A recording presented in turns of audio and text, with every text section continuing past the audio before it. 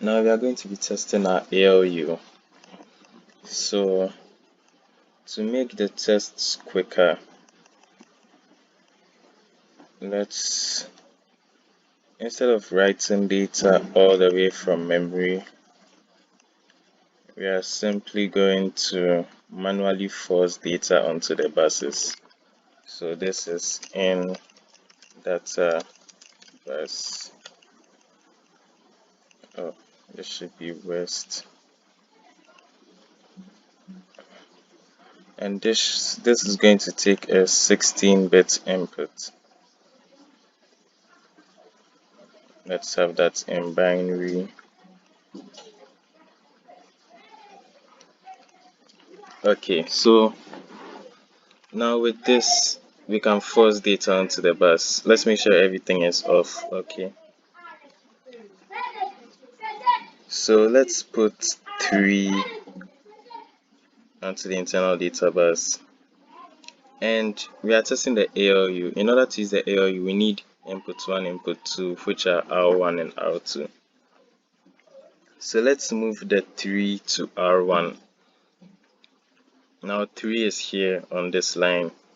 So R1 would be here this way,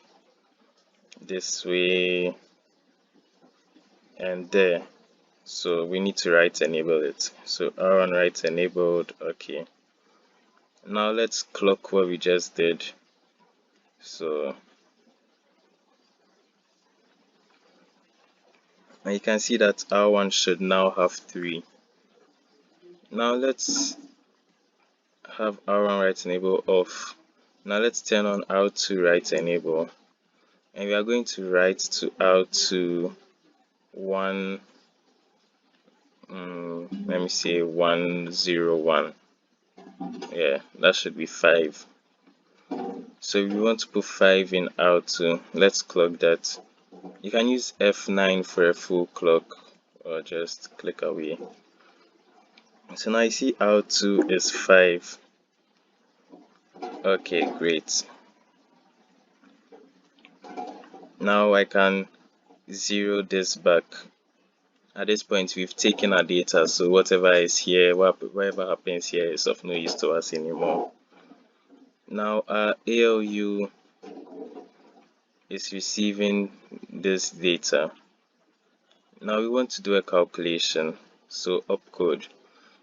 For our opcodes, when we went on the ALU, you would see that 0 was add, 1 was subtract, all the way to 7.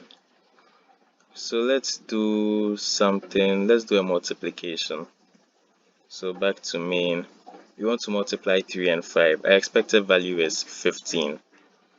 So from the ALU, our multiplication is, we have a 2 for multiplication. We are starting from 0, so 0, 1, 2.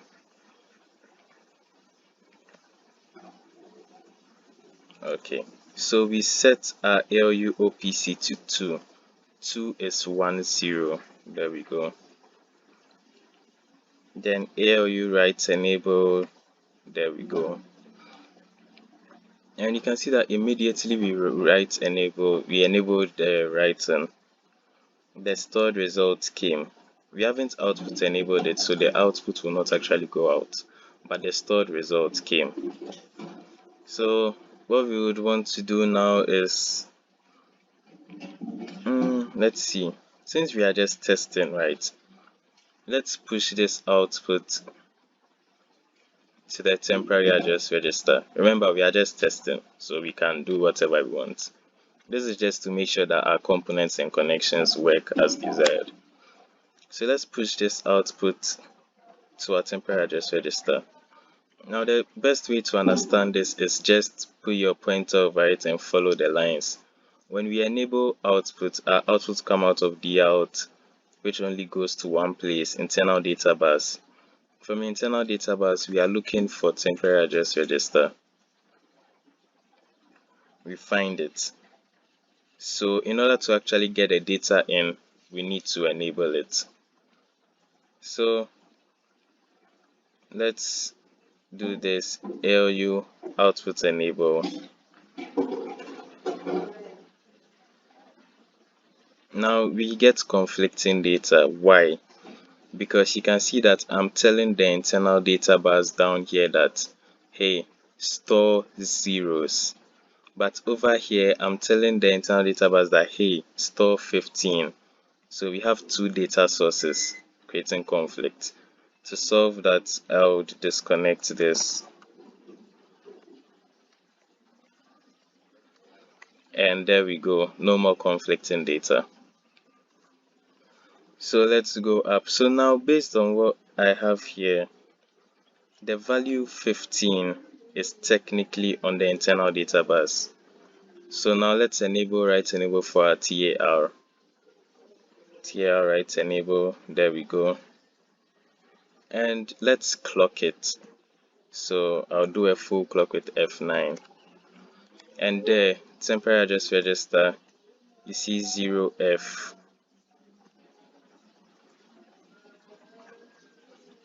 F in hexadecimal is 15. So the 15 here has been stored here. Now this test alone has proven to us a lot of things, that not only does our ALU work, our internal database connections work also. And with the previous test for our program counter, we know that, yeah, a lot of things are working here. Now, we would want to test our general purpose registers, but the problem with this is we can't be too certain of the data in there. So what we are going to do is we are going to redesign our general purpose registers in a way that it is easy to see the data in there.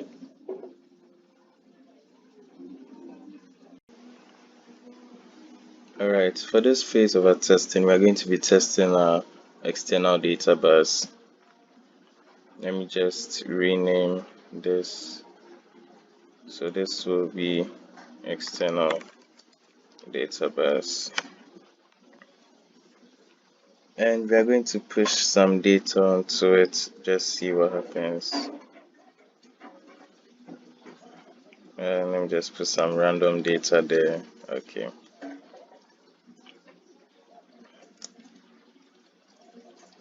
Okay, so now on our external data bus, we would expect that whatever I've put here is here. Now let's write it into our MBL.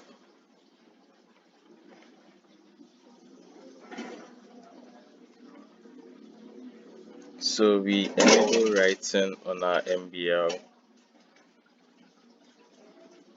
Now we'd expect that the data in here should be written in here on our next clock. So let me clock that with F9. Okay, and you can see that the MBL now has 4C24, which apparently was the data here. Wait, let me be certain of that. Just a moment. I want to be certain of the data we're writing. So 41100C24. Yeah, so that's exactly what we wrote. And so now our memory buffer register has that value. So let's do something a bit interesting. Let's move this value into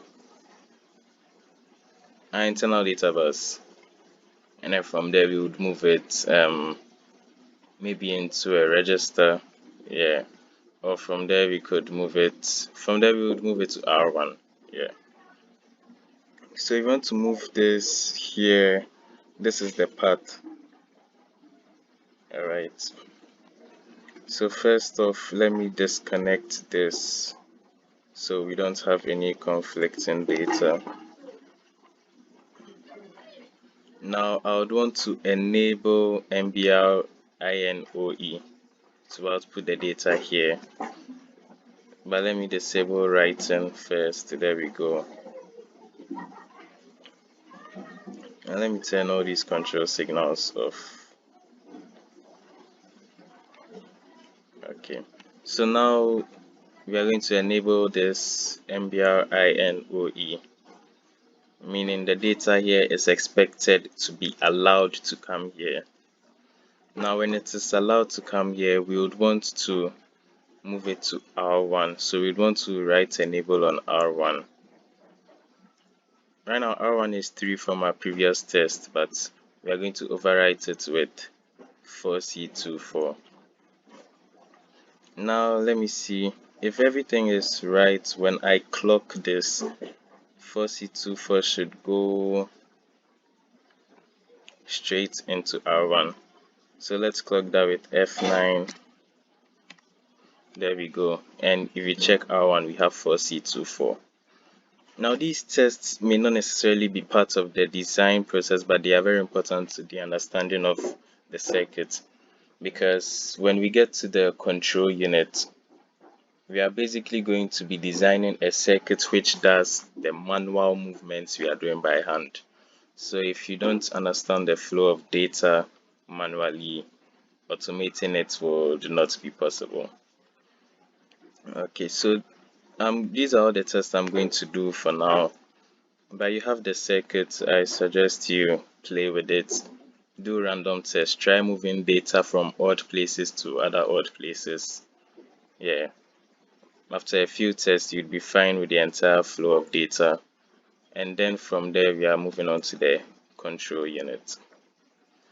But before we move to the control unit, we would want to edit our general purpose registers. Now, the reason I want to do this is right now we can't see the data in there. So to make it easier for testing, I would want to edit the appearance to have the data of every register on it. Okay, so we right click on general purpose registers and we click edit circuit appearance. So currently this is the circuit's appearance, very basic and to the point. If you go to main and you go to appearance, you see we have different ones. If you click custom, custom is what we are about to design. But since we've not designed it, you can see it messes up our connections over here. It doesn't go with what was connected. So let's just leave it as it was and redesign it.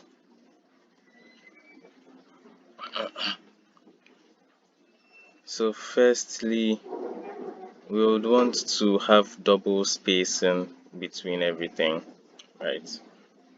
So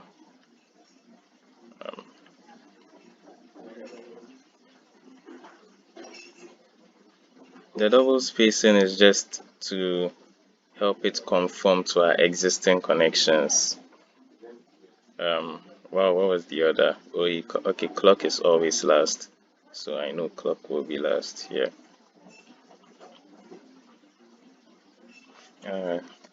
Okay, and for the rectangle, just click aside and expand it to fit. Okay, this is our single output. We are going to leave that as it is. So now we would want to, if you come here, you see we have 101, which says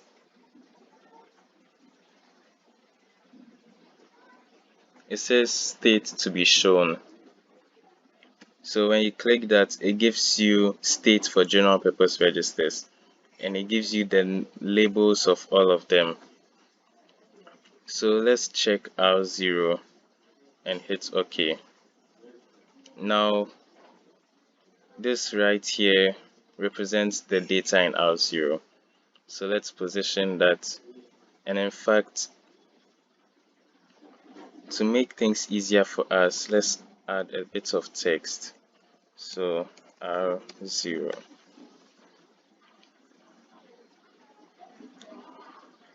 And let's go R1, hit that.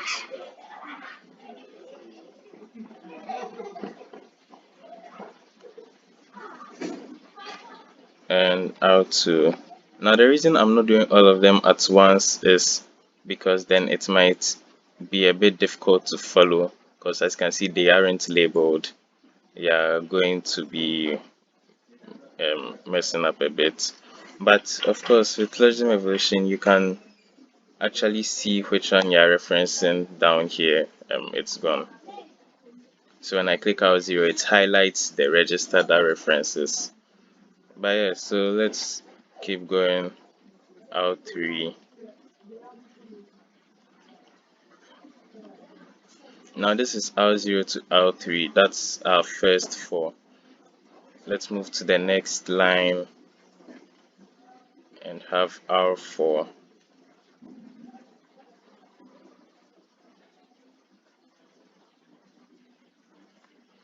And let's label that at the top R4. You can label all of them individually if you want and expand your diagram.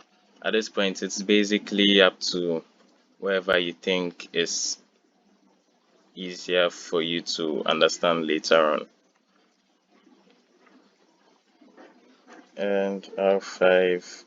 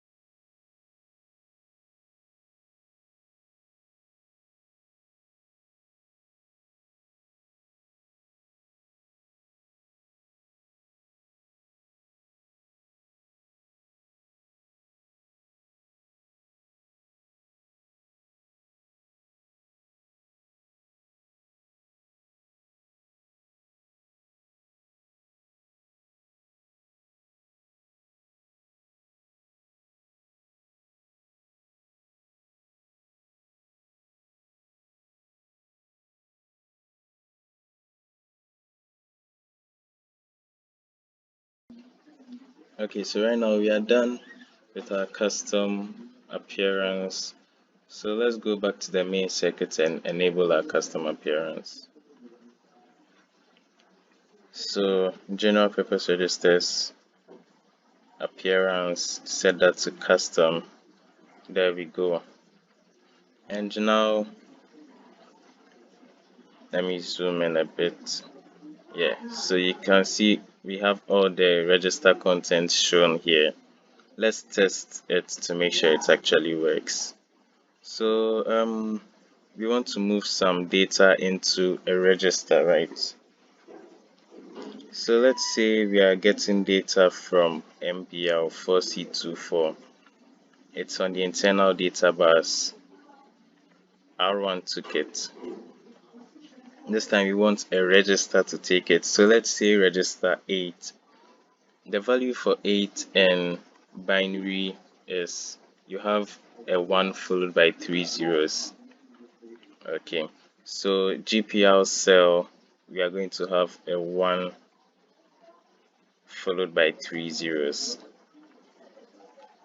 Now we've selected register 8. Now we need to write enable register 8. So our write enable is sent in, and now we've selected our register and we are write enabling. So when we clock it, I expect that register 8 will contain the value 4C24. So let's check that out. F9 to clock, and register 8 4C24. Alright. So yeah, now we are 100% certain that our circuit works. What's next is to design the control unit. Thank you for watching.